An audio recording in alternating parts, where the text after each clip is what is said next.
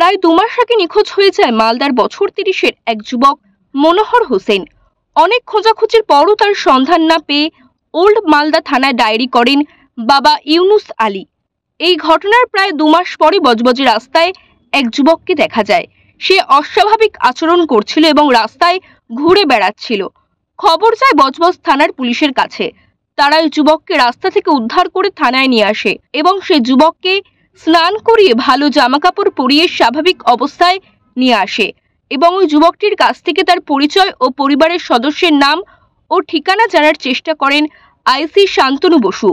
প্রথমে সফল না হলেও কিছু সময় পরে বাড়ির ফোন নম্বর জানায় ওই যুবক। তারপর মালদায় ওই যুবকের বাড়িতে ফোন করা হয়। খবর পেয়ে থানায় আসেন ওই যুবকের বাবা।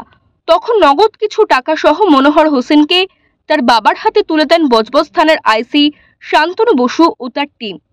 পুলিশের এই উদ্যোগের প্রশংসা করেছেন ওই যুবকের বাবা। বজবজ থেকে সঞ্জয় মাঝের রিপোর্ট, ওঙ্কার বাংলা।